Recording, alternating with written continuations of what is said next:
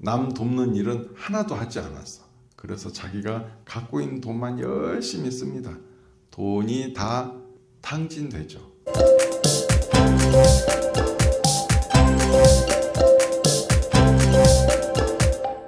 우리나라는 이제 옛날에 탁발을 했죠. 근데 지금은 탁발을 안 해요. 탁발이라 하는 것은 집집마다 돌아다니면서 음식을 빌려 다니는 음식 공양청을 하는 그런 우리 불교만의 특별한 일인데, 한국은 6.25가 지나고 또 뭐 약간 되게 어려운 시절에 스님 아닌 이들이 스님 행세를 하면서 막 음식을 받아서 본인이 먹으니까, 원래 그런 게 아니거든요. 음식을 쌀을 공양을 받아와서 나눠서 먹어야 되는데 그러지 않고 막 훔치는 일들이 비일비재해서 한국은 좀 그때부터 안 하게 됐습니다. 지금은 이제 그런 일이 없으니까 지금은 다시 해도 될 것 같고, 저는 그래서 탁발을 하는 게 꿈인데 혼자 하면 그것도 안 맞아요. 여럿이 함께 다니는 게 중요한 거거든요. 그래서 같이 가자고 그래도 같이 안 가겠대. 그래서 내가 지금 스님 구하고 있습니다 지금. 그리고 이 대만 같은 경우는 탁발은 안 나가고 절에서 우리나라처럼 바로 공양을 해요. 그러면 음식도 따로 해서 스님들이 책상에 쭉 앉아 있으면, 식탁이죠. 식탁에 일렬로 쭉 앉아 있어요. 그러면 그 앞쪽으로 쭉 다니면서 국도 떠드리고 밥도 떠드리고 이제 이런 방식으로 공양을 합니다. 그 다음에 스리랑카도 이제 절에 가서 스님들은 식탁에 앉아 있어요. 그러면 신도들이 자기가 집에서 음식을 해갖고 와요. 해갖고 와서 스님들 밥그릇에다가 바로에다가 음식을 이렇게 놓는 거죠. 가득 차면 이게 스님들이 그만 먹겠다 그러면 그릇을 손으로 가려요. 그러고 쓱 지나가 다음 스님한테 드려요. 그런 방식으로 해서 이렇게 공양을 하고, 라오스 같은 경우는 그러니까 탁발의 전통의 모습이 제일 많이 남아있는 것이 제가 보니까 라오스인데, 거기는 이제 아침 일찍 이렇게 일렬로 쭉 서가지고 탁발을 쭉 갑니다. 그러다가 탁발을 다 받아요. 받고 나면 그 앞쪽에 되게 어려운 사람들이 조금 있어요. 그럼 스님들이 공양 받은 거를 본인 먹을 것은 빼고, 또는 이제 절에 아픈 스님이 있어서 탕발을 못 나온 스님이 있으면 나눠줄 그 정도 양도 빼놓고, 그런 거는 이제 그분들한테 이렇게 보시를 하고 갑니다. 그리고 태국은 굉장히 현대적이에요. 절에서 있는 종무소의 직원이 차를 끌고 가면 스님이 옆자리에 탑니다. 그러다가 공양을 내주는 신도 집에 도착을 하면 스님이 내려요. 그러면 신도분들은 이렇게 준비를 해서 이렇게 스님한테 주면은 스님은 바로 차에다 싣습니다. 그래서 가장 현대적이다 내가 보니까 태국이. 또 미얀마는 절마다 좀 다른데 미얀마도 탁발의 전통이 잘 남아 있고요. 거기도 직접 다닙니다. 음식을. 그 동남아는 음식을 주는 게, 우리는 집에서 이렇게 하잖아요. 근데 동남아는 음식을 해도 아침에 하거나 아니면 그냥 사 먹는 경우가 굉장히 많아요. 왜 그런가 봤더니 날은 더운데 우리처럼 저장 음식 이렇게 보관해서 하는 음식을 해 먹으면 금방 상해버려요. 쌀도 우리 거기 보면은 안남이라고 하잖아요. 날라다니는 쌀을 먹잖아요. 우리는 찰기가 좀 있는 쌀을 먹고, 근데 우리나라 같은 찰기가 있는 쌀을 그 나라에서 먹으면은 반나절 만에 다 쉬어버릴 거예요. 그 나라에는 바람이 술술 통하는 날라다니는 밥을 해야 아침에 먹고 점심에 먹고 좀 남으면 저녁에 먹고 이렇게 나눠서 먹는 게 가능합니다. 그리고 이제 굉장히 그 스님들이 많이 사는 곳은 되게 유명한 절이 있는데, 그곳은 탁발을 하러 가는데 절 안에 경내만 돌아. 신도들이 경내까지 가서 이렇게 경내를 도는 스님들 앞에다가 이렇게 바로에다가 이렇게 음식을 놔드리고 이렇게 가는 거죠.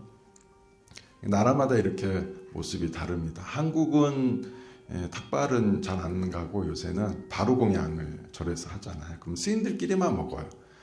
대만 같은 경우는 오픈하거든요. 스님들이 공양한 장면을 신도들이 볼 수 있도록 다 오픈을 해요.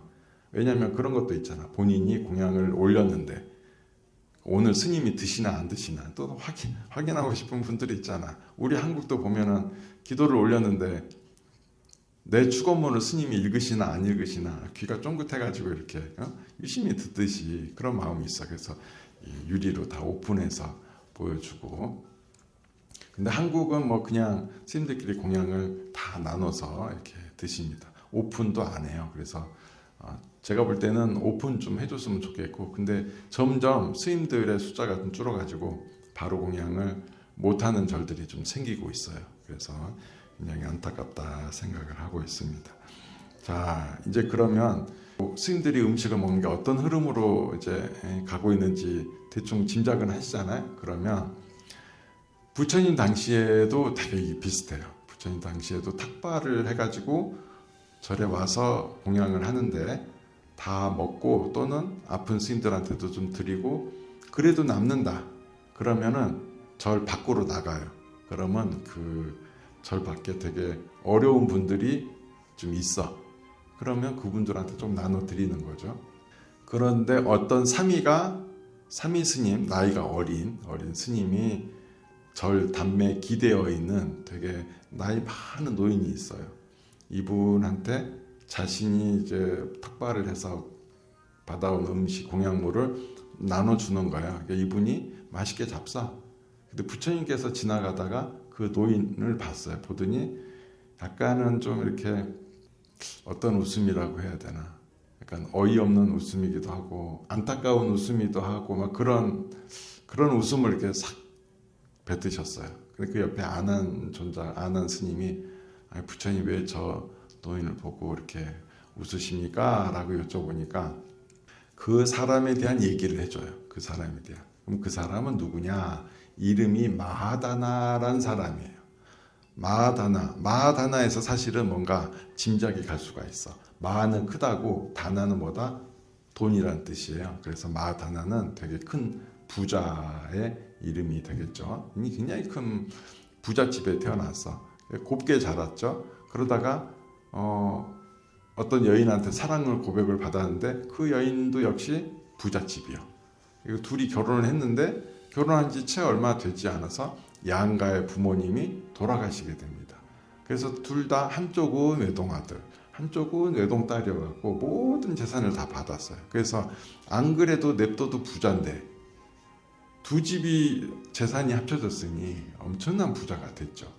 부자가 되면은 제가 부자들을 많이 못 만나봐가지고 좀 그렇긴 한데 부자들은 이렇게 보면 그 주위에 뭔가 그 돈을 좀 이렇게 해먹으려는 사람들이 자꾸 이렇게 모여들어서 경계심이 높아갈 수도 있는데 그때도 그랬어. 그래서 이 나이 어린 부부한테 뺏어 먹으려는 사람들이 늘어나고 자꾸 이제 돈 쓰라고 끌고 다니는 거야. 도박도 하게 하고 이러면서 돈을 이 어린 사람이었으니까 돈을 벌어본 경험이 없어요. 돈은 항상 있는 거. 돈 당연히 있다고 생각을 해. 우리가 올해 내가 그거를 확인을 했는데 제가 올해 부처님 생신 카페를 열었잖아요. 부처님 오신 날. 생신 카페를 하면은 그게 대략 한 10대, 20대 정도의 그 팬클럽 문화거든요. 그래서 연예인 생일을 열어주는 느낌이에요. 그리고 보면은 포토카드라는 게 꼭 있어. 그 연예인의 얼굴이 들어간 포토카드. 그래서 우리도 부처님 포토카드를 만들었어. 그래서 뭐라고 했냐. 그 젊은 사람들이 좋아하도록 만수무강 포토카드. 그 다음에 미혼중생 구제 포토카드. 뭐 돈 많이 생기는 뭐 그런 이제 것도 이렇게 했어요. 우리는 이제 다 만들어주고 학생들이 이제 그거 사가는 거거든요. 그 우리 경희 여중 여고생들이 되게 많이 사가는데 제일 많이 팔린 게 뭘까요? 이 여중 여고생들한테. 제가 볼 때는 여중 여고생들 제일 많이 팔리라 짐작한 거는 돈 많이 벌리게 하는 거? 뭐 이게 아닐까. 요새 사람들이 너무 돈돈거리면서 사니까 뭐 애들도 뭐 그러겠지 싶었는데 아니더라고요. 1번이 뭐냐면 뭘까요? 미혼 중생 구제? 애인이 필요하대? 애들이 뭐 애들이 중학생인데 왜 남자친구가 필요한지 난 잘 이해는 안 가지만 그게 1등을 했고 2번이 뭘까요? 2등이 만수무강. 만수무강은 뭘 위한 거예요? 부모님의 건강을 위해. 자기가 뭐 만수무강을 빌겠어. 아직 쌩쌩한데. 그러니까 부모님을 생각하는 마음이 두 번째라는 거죠. 그래서 굉장히 마음이 따뜻해지고 그랬습니다. 그래서 돈 많이 벌게 하는 것은 그 다음이었던 거예요. 그래서 특히 젊은이들은 다른 게 이제 중요한 게 아니다. 젊은이들한테 돈은 부모님이 주시는 거. 그러니까 본인이 구하려고 애쓰지 않아도 되는 거죠. 왜? 부모님이 때 되면 주시니까. 돈에 대한 고민은 없는 거라. 이 젊은 부부도 이 마하다나의 이 부잣집도 똑같은 거예요. 돈 걱정이 없어요. 그리고 막 써. 근데 옆에 좀 좋은 친구들이 있었으면 절에 좀 데리고 가서 야야 절에 좀 기부 좀 하자. 이렇게 하고 좀 보시도 하고 그러고 또 그러다 보고 절에 가서 보시하다 보면 스님들이 또 그걸 받아다가 스님들끼리 공양 잘 한 다음에 또 어려운 사람 돕는 것도 보면서 저렇게 또 하는구나 하면서 자기도 어려운 일을 돕는 것도 좀 배웠을 텐데 그걸 못 배운 거예요. 남 돕는 일은 하나도 하지 않았어. 그래서 자기가 갖고 있는 돈만 열심히 씁니다. 돈이 다 어떻게 되겠어요? 탕진되죠. 그리고 나중에 돈이 없다 보니까 자기 집에 있는 가구도 다 팔게 되고 껍데기만 남은 집에서 그 두 부부가 열심히 뭘 했을까요? 국어를 하는 지경까지 이르는 거죠. 그냥 그렇게 큰 부자가. 근데 그 어려운 지경에 처했으면은 누가 좀 도와줘야 될 텐데 동정하는 이가 한 명도 없었어요. 왜 그랬을까요? 그렇지, 베풀지가 않는데. 근데 뭐 부자면 뭐 하겠어. 나한테 돈을 줘야 부자지. 나한테 돈을 안 주는데 뭐가 부자예요? 여러분도 그렇게 생각하세요. 그래서 나에게 도움을 주니까 누구다? 최고의 부자다. 그 사람한테 잘해주면 되지. 나한테 부자한테 잘해주면 돼요. 그럼 애들한테 누가 부자겠어? 부모님이 최고의 부자지. 부모님께 잘하면 되지. 나한테 돈 한 푼 주지 않는 부자한테 잘해봐야 뭔 의미가 있겠어요. 이렇게 이 부자들은 정말 가난한 이가 되어버렸고, 그래서 어떻게 됐다? 어린 상위 스님한테 남은 음식을 받을 정도의 그 어려움이 처한 것이죠. 그걸 보면서 부처님께서 웃으신 거라. 왜 웃으셨냐? 이때부터 이제 부처님 말씀이 나오시는데, 만약 그가 어렸을 때라도 재산을 관리하는 법을 배웠으면 이 나라에서 최고의 부자가 됐을 것이다. 비록 어렸을 때 돈 버는 법을 배우지 못하고 그만 청년 시절에라도 배웠어도 두 번째 가는 부자였을 것이다. 그래, 청년 시절에도 놓쳤다 해서 중년쯤이 되었을 때 그때라도 비록 돈을 모으는 법을 배웠으면 세 번째 가는 부자라도 되었을 것이다 라면서 안타까워하셨어요. 더불어 하신 말씀이 또 뭐가 있느냐. 그가 만일 어렸을 때 부처님의 가르침을 알고 또 수행을 하고 출가하고 그랬으면 아라한까지도 많이 올랐을 것이다. 그리고 만일에 그나마 또 청년 시절이라도 했다면 아나함이라도 되었을 것이고, 중년에라도 출가를 했으면 수다원이라도 되었을 것이다 라고 얘기를 하십니다. 그래서 부처님의 웃음은 뭐냐? 안타까워하는 웃음인 거죠. 참, 어째 저렇게 살았노? 복이 저렇게 많고 기회가 저렇게 많았는데 조금만 더 바르게 살았으면은 저 사람에게는 큰 기회가 있었을 텐데 하면서 굉장히 안타까워 하셨죠. 우리도 미리미리 조금 젊었을 때 배우는 거 참 중요해요. 돈 버는 것도 마찬가지죠. 돈 버는 것도 젊었을 때 배워야 되는데 우리 요새 학교에서 돈 버는 법 가르쳐 주나요? 안 가르쳐 주는 것 같아. 근데 그런 거를 배워보면 중요하잖아요. 왜냐하면 부처님께서도 5가지를 위해서 돈을 벌어야 된다 하셨어. 왜? 그러니까 돈 벌어야 되는 이유를 설명하신 거예요. 나라에 세금도 내야 되고 내 자식도 먹여 살려야 되고 고용인들도 월급도 줘야 되고 또 부처님께 공양도 또 올려야 되고 미래를 위한 투자도 해야 돼서 투자금도 마련해야 되고, 이렇게 돈 번 이유를 부처님께서 명확하게 말씀을 해주셨어요. 돈 버는 것이 참 중요하다. 뭐든지 미리미리 배우는 것이 중요하다. 너무 늦게 이미 때를 지나서 배우고 알았더니 하는 게 없더라는 것입니다. 그러면 이제 우리에게 언제가 배움의 때냐? 언제 배움의 때는 지금이죠. 지금.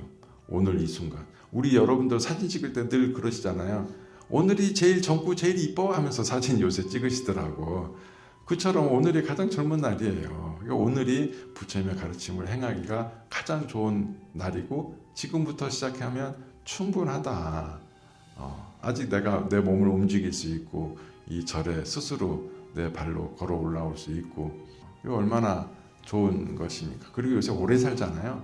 오래 사니까 오히려 그것도 시간이 여러분에게 있습니다. 그래서 이 남은 시간들을 부처님의 가르침을 실천하면서 우리가 잘 살아야겠습니다. 그래서 부처님께서 담에 기대어서 음식을 얻어먹는 이 노인을 위해서 시를 지으셨어요.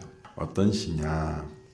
젊었을 때 청정한 삶을 살지 않고 재산을 모으지도 못한 사람은 활을 떠나 힘없이 땅에 떨어진 화살처럼 누워서 과거를 생각하며 슬퍼한다 했습니다. 그러니까 젊었을 때 열심히 좋은 일 하면서 살거나 스님이 되거나 청정한 불자가 되거나 만일 그런 걸 못했으면 그나마 돈이라도 벌어야지. 그리 돈이라도 못 벌으면 어떻게 된다? 화살 있잖아, 화살. 화살이 쫙 쏴갖고 화살이 툭 땅에 떨어졌어. 그러면 그 화살은 뭘 했죠? 관역에 못 맞았어. 그러면 땅에 떨어져서 쓸쓸히 내가 저렇게 빨리 날 때가 있었는데 하면서 쓸쓸히 가장 빛나던 순간을 기억하면서 안타까워하고 슬퍼하는 후회의 삶만이 남게 되겠죠. 그래서 그 후회되는 삶을 살지 않고 지금이 가장 빠른 속도를 관역을 향해 달려가는 그 바람을 가르는 화살처럼 오늘 지금 이 순간부터 우리가 수행하고 정진하고 청정한 삶을 살도록 또 많은 이웃에 도움되는 또 후원과 기부도 많이 하는 그런 삶을 살아야 되겠습니다.